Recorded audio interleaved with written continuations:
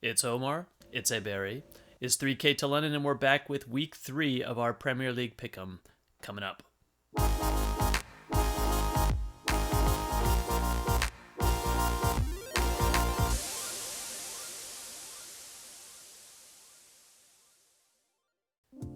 Welcome to 3K to London, week 3 of the Premier League pick'em. Ebere, it's not going so well, is it? No, it isn't. We both don't have any points for the first two weeks, but I am optimistic that we will get better at this as the season goes on.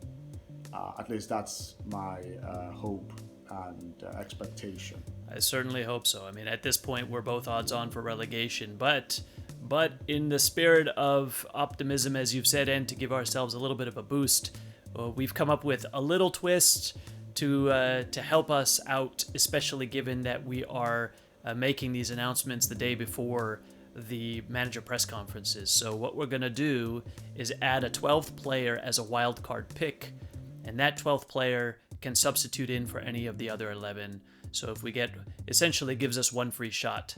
If we get one wrong, we can still potentially get a point for the week. Does that sound like a plan for you?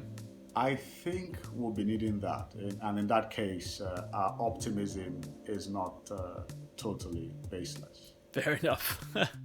Can only get better from here, can it? It certainly can only get better from there. I agree with that. And I'm looking forward to picking the team for this week. For me as well. So, Ebere, Arsenal's turn to play Liverpool. You've got them away. Why don't you kick us off with your lineup? Yes, so I have Leno in goal, holding Luis, Gabriel, backline, 3. Bellerin, Xhaka, Ceballos, and Maitland-Niles in the midfield, 4. Willian, Lacazette, and Aubameyang in the 3-man attack. My wildcard player this week is Tierney. That's an interesting one, holding Luis Gabriel. That would be a departure from either of the prior 2 weeks against the champions. What do you make of that? Luis he was injured the past 2 weeks. He's now healthy, and I think he's the odds-on favorite to play. Holding, I'm not too sure of. But because Tierney is absent, I don't know what is up with Tierney this week. It's possible that he's fit enough to play, which is why I have him as a wildcard player. And if Tierney is playing, then I think Holding is out of the team. So that's my line of thought regarding that. Yeah. And no sign of the £7 million, 70 million pound man. 72. Nicolas Pepe, where is he at? Well, he needs to get a bit sharper. He has very competent competition in Willian. So it's his spot to claim or to lose. And at this point in time, Willian is a bit better. It was producing a bit better, playing a bit better than Pepe has been able to play, at this point. So yeah, that's the I'll reason. tell you, it's just amazing to me that Willian has just literally walked into the Arsenal side without even. Yeah, it's just amazing. Well, may he continue to be amazing. I don't know. You'll see the indifferent side of Willian soon enough. Oh, we saw it at West Ham, So he's still walking a tightrope too. If he drops off, and there's somebody willing to take up that position. So. Okay, my turn now. So I had a strange thing with my calendar scheduler. It seems to always put the home versus away fixtures opposite. So last week I said it was Liverpool away. It actually was Liverpool at home. This week is West Brom away. And I think we're going to come out with an attacking lineup. So here's what I've got. Kepa, Ben Chilwell, Tomori, Zuma, James, Kante, Kovacic. Then I've got a funny front four. Werner, Mount, Hazard. Hazard? I wish, right? You wish, yes, certainly. Okay, back to reality. Havertz. So the front four is Werner, Mount, Havertz, and Abraham. I have a feeling that Hudson-Odoi will get frozen out again. He had a okay performance against Barnsley in the midweek, and I just don't see him squeezing in there. I think Werner played out on the left quite a bit, actually, against Liverpool, so I think he might reprise that role a bit. Abraham and Havertz had such a great connection in the midweek. I feel like they will both play. And my wild card for this week is Christian Pulisic, because I can't seem to get it right when he's healthy. I have a feeling he'll be healthy this week, but I just don't feel that strongly about it. So I'm going to stick him in there just in case he gets in there. And if so, he'll probably take, well, I don't know whose position he'll take there. I would say Werner's, but to be fair, any one of those four, you know, I think it's a great front four as it is. So maybe he won't make it just yet. Well, I take the point that Havertz is playing like Hazard, you know, these days, you know. So who knows? Maybe there might be some transference, you know, there.